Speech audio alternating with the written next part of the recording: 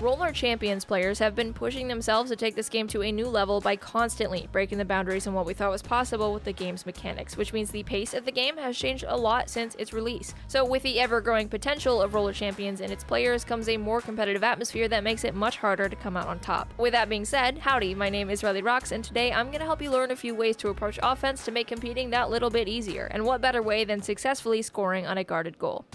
The most obvious way to score is to make your shot from directly in front of the net, but as mentioned before, players have been improving themselves, so those simple shots have a much higher chance of being denied. If on defense you know that a wide open net means 3 points for the other team, you should expect your opponent to plant themselves directly below to get ready for your shot. Luckily, one of the interesting things about this game is that you can score from both sides of the net, which means one of the easiest workarounds is simply skating right past it and shooting from behind. Getting by the goalie means they might not have a chance to adjust to your new position, so this is a solid strategy even at higher levels, so long as you're quick enough to be unpredictable. Making sure you're fast enough is important in so many parts of this game, but it's especially helpful with offensive plays like this one, as it's meant to fake out and outpace the goalie.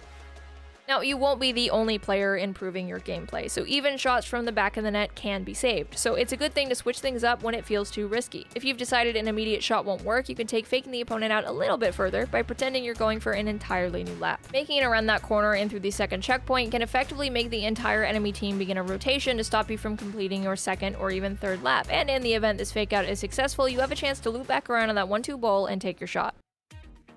Only one player can technically score the points, but faking out the goalie can also be a team effort, as making the defenders focus on more than one person can give you the upper hand. So another effective way to outsmart and outpace the goalie is implementing passing to your team. Whether it be your call or your teammates or a silent communication, winding up a shot to catch the attention of whoever's guarding net and instead passing that ball off to a teammate can be difficult to read and react to. These types of passes can happen once, twice, 3 times, or even more if your team is in sync with each other, and realistically, landing those passes is sometimes the only way to get by a wall of other players. So next time you see the entire enemy team jumping in front of you, look out for your teammate that's likely hanging out above or behind the net.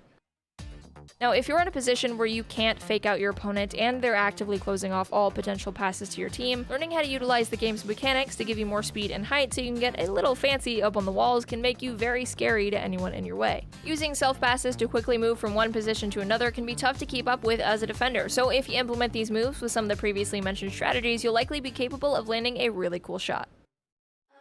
And finally, if mind games and flashy tricks aren't exactly working out for you, a perfectly reasonable strategy is to approach the net with brute force. Utilizing tackles is going to be incredibly important on offense, even if it's considered a defensive mechanic. Approaching the net aggressively can allow you and your team to open up shooting opportunities by tackling whoever it is that's around the net. This can mean someone below that's waiting to uppercut, or someone that might already be high up on the walls trying to ensure you don't have a clear path. Tackling the opponent should be included in just about every single shot on net, so if you're the one shooting, your team should be in charge of tackling the defenders, and if you don't have the ball, you can be the one to focus on clearing a path for your team. A defender that's been knocked down is less likely to make a save or gain possession of the ball.